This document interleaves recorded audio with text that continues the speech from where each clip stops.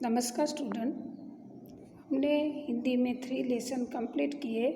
आज हम 4th lesson करेंगे जिसका नाम है एक प्रश्न 4 उत्तर। लेखक है श्री प्रकाश। लेखक के मन में एक प्रश्न उद्भव होता है, उनको एक प्रश्न होता है तो उसका ये क्वेश्चन एक ही होता है, लेकिन उन्होंने 4 लोगों से ये क्वेश्चन पूछा तो चारों 4 के अलग अलग उत्तर होते हैं, इसलिए इस लेसन का नाम है एक प्रश्न 4 उत्तर। लेखक है श्री प्रकाश का जन्म हुआ है 1819 ईस्वी सन में और उनका निधन यानी कि मृत्यु हुई है 1971 में। थोड़ा हम लेखक के बारे में जान ले। श्री प्रकाश हिंदी के जाने माने साहित्यकार है। उन्होंने अपनी लेखनी के द्वारा राष्ट्रभक्ति, सांस्कृतिक उत्थान, सामाजिक उत्थान एवं समसामयिक समस्याओं पर प्रकाश डाला है। उनकी भाषा सरल एवं सहज है। उन्होंने निबंध, लेख, संस्मरण, जीवनी पर भी अपनी कलम चलाई है। छोटी छोटी बातों पर गहरा चिंतन उनके साहित्य में देखने को मिलता है।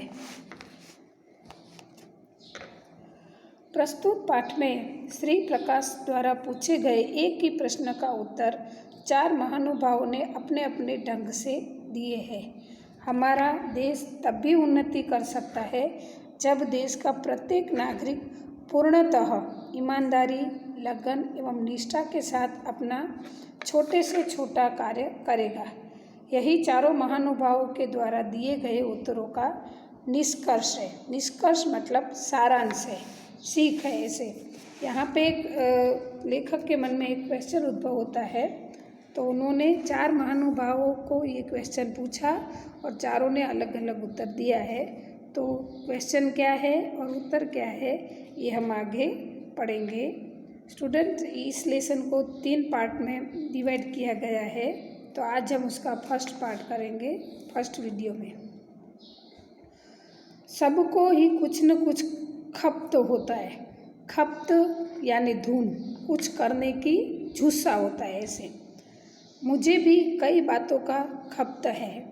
उनमें एक ये है कि जब किसी विदेशी से मेरी मित्रता हो जाती है और उन्हें सहृदय पाता हूँ, साथ ही यह समझता हूँ कि हमारे देश में बहुत दिनों से रहने के कारण वे पर्याप्त अनुभव भी प्राप्त कर चुके हैं, तो उनके किसी सुअवसर पर मैं पूछता हूँ, आप कृपा कर यह बतलावे कि क्या कारण है कि हमारे देश में इतने विशेष पुरुषों के रहते हुए, इतने बड़े बड़े आंदोलनों के होते हुए भी देश कुछ उन्नति नहीं कर रहा है।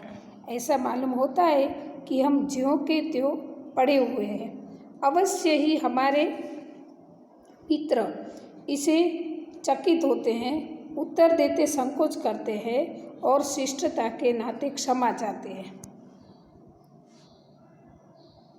पर मैं उन्हें छोड़ता नहीं हूँ और उनको उत्तर देने के लिए बाध्य करना मतलब मजबूर करता हूँ। ऐसे लेखक का कहना है कि सभी के मन में कुछ न कुछ करने का जुस्सा होता है, धुन होती है। तो लेखक के मन में एक ही धुन थी। वो क्या थी? उनके मन में एक ही प्रश्न उद्भव होता था कि हमारे देश में, भारत देश में इतने सारे महानुभाव हुए, इतने सारे आंदोलन हुए, फिर भी ऐसा क्यों लगता है कि हम अभी भी पीछे हैं।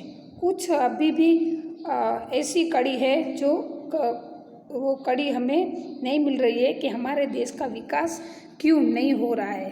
तो उसके लिए लेखक क्या करते थे कि उन्हें पता था कि विदेशी मित्र जो विदेश से हमारे देश में आते हैं ना, उनके साथ सहृदय पाता हूँ, मतलब उनके साथ अच्छी खासी मित्रता हो जाती है, तो और वो बहुत दिनों तक हमारे देश में रहते हैं। तो ऐसे मित्रों को वो एक क्वेश्चन करते थे कि आप लोगों को ये बताना है कि आप कितने टाइम से हमारे देश में रह रहे हो और उसके ऊपर से आप अंदाज़ा लगा कर बताइए कि इतना कुछ होते हुए भी, अच्छे अच्छे लोगों के होते हुए भी, बड़े बड़े महापुरुषों के होते हुए भी हमारा देश अभी तक उन्नति क्यों नहीं कर रहा है, आगे क्यों नहीं बढ़ रहा है।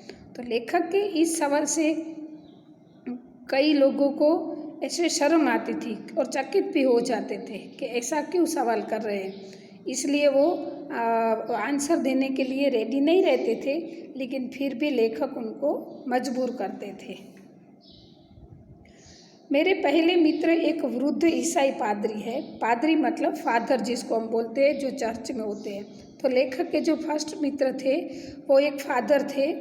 वे 36 वर्ष से भारत में ईसाई मत के प्रचार में तो उतना ही नहीं पर सपत्नीक देश के दरिद्र नर नारियों की सामाजिक सेवा में लगे रहते थे। वो ईसाई मित्र थे जो लेखक के, वो 36 साल से भारत में रह रहे थे और वो उनके धर्म का प्रचार नहीं कर रहे थे, लेकिन सपत्नीक मतलब उनकी पत्नी के साथ देश के जो दरिद्र मतलब गरीब लोग थे उनकी सेवा में रहते थे। मेरे हृदय में उनके लिए बड़ा सत्कार और प्रेम है। लेखक उनको सत्कार देते थे, रिस्पेक्ट करते थे। उनका उत्तर थोड़े में यह है कि तुम लोग अपने काम में गर्व नहीं लेते। फादर को लेखक ने क्वेश्चन पूछा तो फादर ने क्या आंसर दिया कि तेरा क्वेश्चन सही है, लेकिन उसका आंसर ये है कि तुम लोग अपने काम में गर्व नहीं लेते। भारतवासी जो है, भारत के लोग हैं, वो क्या करते हैं कि हम जो काम करते हैं तो अपने काम का हमें गर्व नहीं होता है कि हमने ये अच्छा काम किया, हमें दूसरों का ये काम अच्छा। विस्तार से उन्होंने बताया कि यहाँ पर जब किसी को कोई नौकरी चाहिए तो अतिशयोक्तिपूर्ण शब्दों में वह दरखास्त देता है।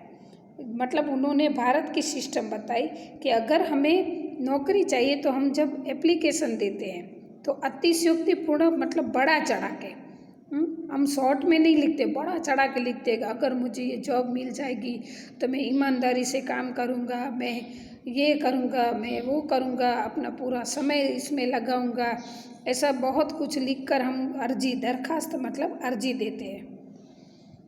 बहुत ही विनय और सम्मान के साथ वह आरंभ करता है। मतलब हमारा जो एप्लीकेशन लेटर होता है वो विनय और सम्मान के आदरणीय ये सर, आदरणीय मैम, जय भारत या रिस्पेक्ट वर्ड यूज़ करके हम उसकी स्टार्ट करते हैं। अंत में प्रतिज्ञा करता है कि यदि स्थान मिल जाएगा तो वह सदा अपने मालिक की शुभकामना करेगा। लास्ट में हम लिखते हैं कि अगर इस पोस्ट के लिए, अगर इस जगह के लिए मुझे चुना जाएगा और मुझे ये जवाबदारी मिलेगी तो मैं ईमानदारी से आपका काम करूँगा। ऐसा हम एप्लीकेशन में या तो अर्जी में लिखते हैं। पर स्थान मिलते ही अपने काम अर्थात तो अपनी जीविका के साधन को ही खराब समझने लगता है। अन्य साथियों से मिलकर काम खराब करने के लिए षड्यंत्र रचने लगता है और मालिक की नाकों में दम कर डालता है। फिर ये सब होने के बाद हमारे लोगों में से किसी को अगर नौकरी मिल जाती है तो फिर क्या करता है, वो अपने ही काम को खराब करने लगता है। उसने जो जो वादे किए मालिक के साथ वो भूल जाता है और दूसरे अन्य साथियों के साथ मिलकर उस काम को खराब करने का षड्यंत्र करने लगते हैं। षड्यंत्र करना मतलब कि वो काम को खराब करने के लिए कुछ न कुछ आइडिया लगाकर बुरा सोचना उसके बारे में, ऐसा। तो फिर मालिक के नाकों में दम कर डालता है, मतलब परेशान कर, नाक में दम करना मतलब बहुत परेशान करना। ऐसे कार्य करते हैं कि मालिक को भी फिर परेशानी हो जाती है। और देशों में भी लोग नौकरी की दरखास्त देते हैं। वे साधारण शब्दों में प्रार्थना पत्र लिखते हैं और जब स्थान मिल जाता है तो इस तरह काम करते हैं जैसे संसार की गति उन्हीं पर निर्भर करती है और वे यदि काम छोड़ दे तो संसार डूब जाए।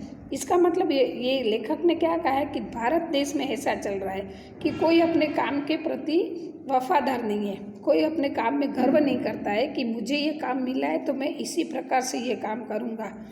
लेकिन जब दूसरे देश में क्या है कि सिंपल एप्लीकेशन अर्जी देते हैं, प्रार्थना पत्र देते हैं और जब उनको वो काम मिल जाता है तो उस काम को इतना ईमानदारी से और इतना उसमें इन्वॉल्व होकर काम करते हैं तो उनको ऐसा लगता है कि अगर मैं ये काम नहीं करूँगा तो जैसे पूरी दुनिया में नुकसान हो जाएगा कुछ न कुछ। तो इतना ईमानदारी और लगन से काम करते हैं। और इसीलिए वहाँ पर ये प्रॉब्लम नहीं होता है, ऐसा ईसाई फर्स्ट मित्र ईसाई पादरी का कहना था। बात इस पादरी मित्र ने बहुत ठीक कही। हमें अपने काम का गर्व नहीं है, दुख तो इसका है कि मुल्क की परंपरा में अपने काम का गर्व करने का आदेश है। जाति भेद इसी पर निर्भर करता है। एक जाति का आदमी दूसरी जाति के आदमी द्वारा अपनी मान मर्यादा नहीं चाहता, वह अपनी जाति वालों के बीच अपना उपयुक्त पद और स्थान चाहता है। यह अपनी जीविका के साधन का बड़ा आदर सत्कार करता है। बढ़ई अपने औजारों की और दुकानदार अपनी भाइयों की निश्चित तिथियों पर पूजा करता है, पर लंबी दास्ता के कारण हम अपनी परंपरा को भूल जाते हैं।